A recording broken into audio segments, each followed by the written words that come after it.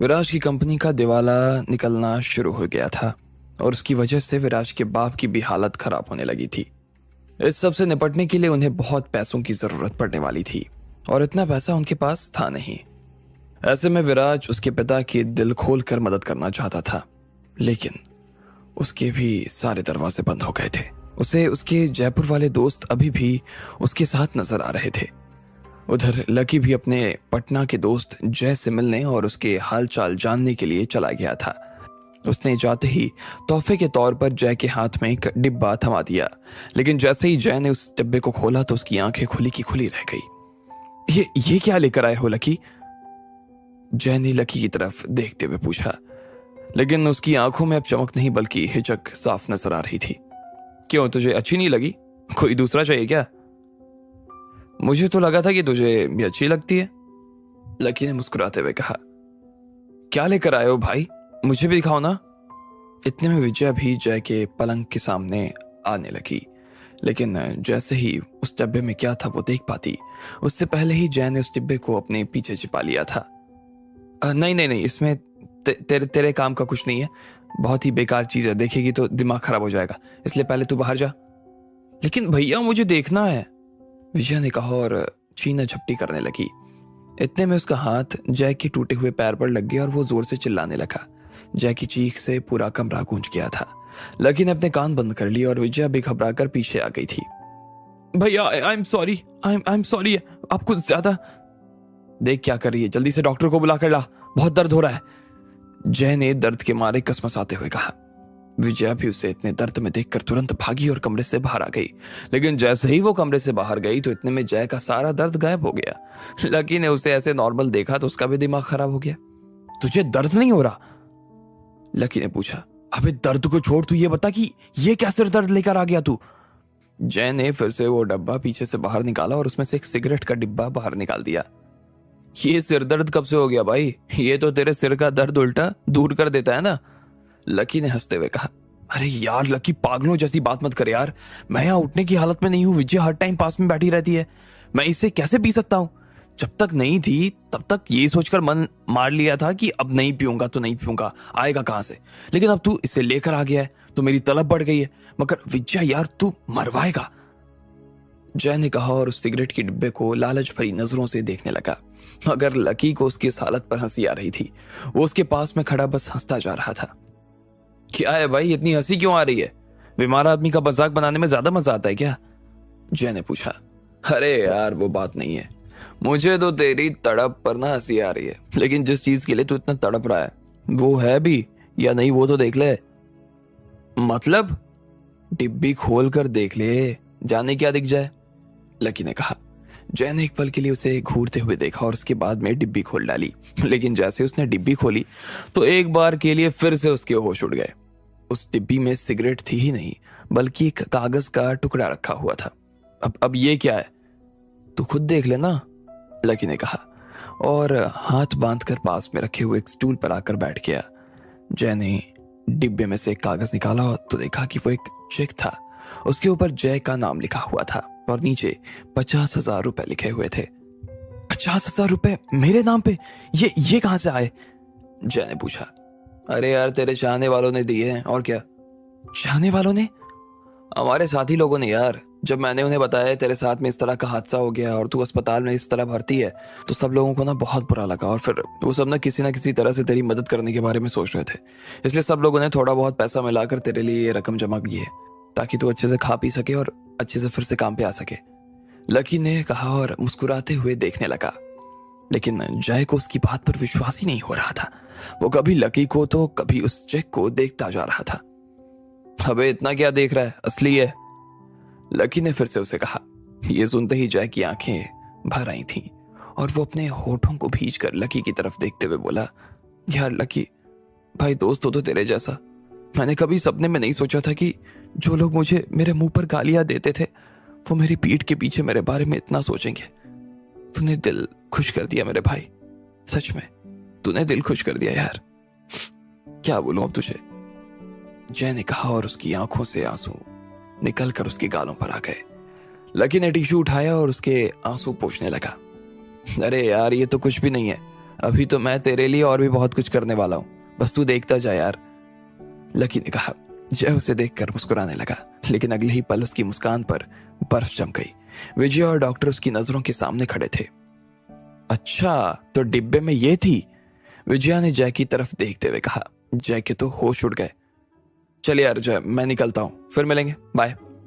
Lucky ने कहा और जय की तरफ देखकर आंख मारकर वहां से निकल गया। जय की हालत खराब हो गई थी। वो लकी को मन ही मन गालियां दिए जा रहा था। उसे समझ नहीं आ रहा था कि वो विजया को और डॉक्टर को इस बात का क्या जवाब देगा। इधर विराज ने भी जब अपने दोस्तों के ऐसे मैसेजेस पढ़े तो उसका भी दिल खुश हो गया था। ये वही सब लोग थे जिनके साथ में उसने बचपन से पढ़ाई की थी और बचपन से ही खेलता आ रहा था। ऐसे में इनसे ज्यादा भरोसा वो और किसी पर नहीं कर सकता था। विराज की आंखों से भी उसी तरह से आंसू बाहर आने लगे जिस तरह से जय की आंखों से आ रहे थे, और आंसू की एक बूंद उसकी स्क्रीन पर जा गिरी। विराज ने अपनी उंगलियां उठाई और अपने दोस्तों को मैसेज में लिखा, थैंक यू भाइयों। विराज ने जैसे ही ग्रुप पर यह बात लिखी तो उधर से उसे जवाब मिलने शुरू हो गए। अरे थैंक यू, क्या बात है विराज बना, हम तो सब आपके साथ हैं। भाई भाई के काम नहीं आएगा तो कौन आएगा? हाँ बना, आप तो बस बताओ कि आपको किस चीज की जरूरत है। हमसे जितना हो पाएगा ना, हम आपके लिए उससे ज्यादा ही करने की कोशिश करेंगे। ठीक है, तो तुम सब कल मेरे ऑफिस पर आ जाओ, वहीं मिलो। मैं वहीं पर तुम्हें बताता हूँ कि मुझे तुम लोगों की कैसे जरूरत पड़ने वाली है। विराज ने अपनी तरफ से मैसेज डालते हुए कहा। उसके बाद कोई जवाब नहीं आया। विराज ने अपने मन में फिर से कुछ सोचा और उसने कहा, मुझे और मेरे पापा को ऐसा लगता है कि कोई जानबूझकर हमारे परिवार को टारगेट करने की कोशिश कर रहा है। ये जो हमारे साथ में हो रहा है ये उसी इंसान की वजह से हो रहा है। ऐसे में कल तुम जब आओ तो जितने हाई प्रोफाइल होकर आ सकते हो उतने हाई प्रोफाइल होकर आना। मैं बस उस आदमी को ये दिखाना चाहता हूँ कि जो भी हमारे घर वालों को टारगेट करने की कोशिश कर रहा है उसके साथ में कितने बड़े बड़े लोग खड़े हैं। जैसे ही वो तुम लोगों को मेरे साथ खड़ा देखेगा ना, तो वो अपने आप ही अपने पैर पीछे खींच लेगा। विराज को लग रहा था कि सच में उसके दोस्त कल उसके ऑफिस में आने वाले थे और वो सभी उसकी मदद भी करने वाले थे। इससे कम से कम वो आदमी को तो डरा ही सकता था जो उसके साथ में ये सब कर रहा था। वो इतनी आसानी से अपने परिवार को हारने नहीं दे सकता था। जयपुर के सब अमीर लोग विराज के परिवार की इस मुश्किल वक्त में मदद करने के लिए आगे आने वाले थे। विराज की इस बात पर सभी लोगों ने खुशी खुशी हाँ कर दी थी और तुरंत ही बाकी लोगों ने उसका जवाब भी देना शुरू कर दिया। जी बना, ठीक है बना, हम कल आपके ऑफिस आपको सपोर्ट करने के लिए जरूर आएंगे। मैंने अभी अभी एक नई मर्सिडीज खरीदी है बना, मैं उसे ही लेकर आपके ऑफिस पर आऊंगा। अरे कल देखना, जब हम सब लोग एक साथ खड़े हो जाएंगे ना, तो उस कमीने का एक बार ना घर ही डोल जाएगा। हम भी तो देखते हैं कि जयपुर में आकर कौन इस तरह से बना के परिवार से पंगा ले सकता है। हर कोई विराज के सपोर्ट में था और उसका साथ देने के लिए हर हद तक जाने की बात कर रहा था। सब राजी दिख रहे थे। इधर विराज भी अपने घर आ गया। इतना सपोर्ट पाकर वो खुश तो हो रहा था, लेकिन फिर भी उसका मूड खराब था। रात भर से उसे नींद नहीं आ रही थी। बड़ी मुश्किल से सुबह उसे थोड़ी देर आंख लगी और उसकी थोड़ी बहुत थकान भी दूर हुई थी। वो सुबह जल्दी उठा और गाड़ी लेकर सीधा अपने पिता के पास चला गया। वो जानता था कि इस वक्त उसके पिता की हालत कैसी थी। ऐसे में अगर वो उन्हें अकेला छोड़ देता तो उनकी शायद मौत हो सकती थी।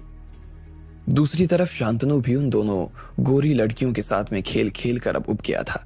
वो अपने बड़े से पलंग पर लेटा हुआ था और वो दोनों ही लड़कियां उसके पास में लेटी हुई थी। शांतनु ने अपने ग्रुप पर आए हुए मैसेजेस पढ़ लिए थे और उन्हें पढ़ने के बाद में उसे अच्छा नहीं लग रहा था।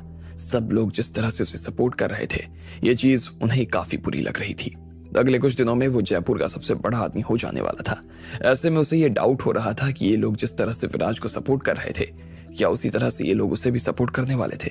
जिस तरह से सब लोग बना बना किए जा रहे थे, उससे शांतनु को बहुत जलन महसूस हो रही थी।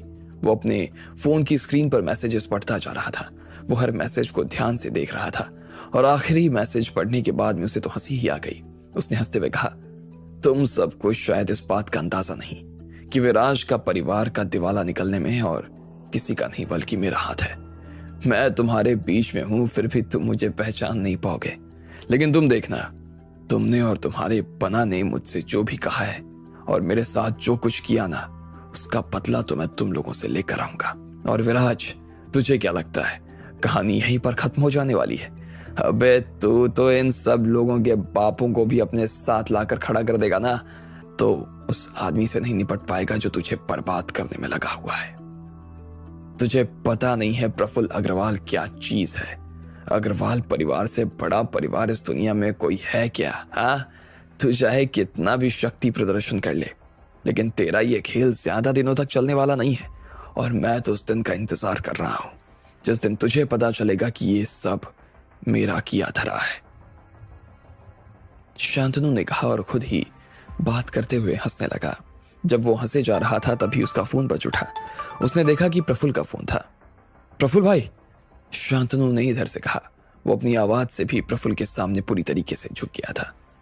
तुमने देखा कल विराज के परिवार के साथ क्या हुआ? तुम्हारे पास में तो इस चीज की खबर आ ही गई होगी ना? प्रफुल्ल ने उधर से कहा।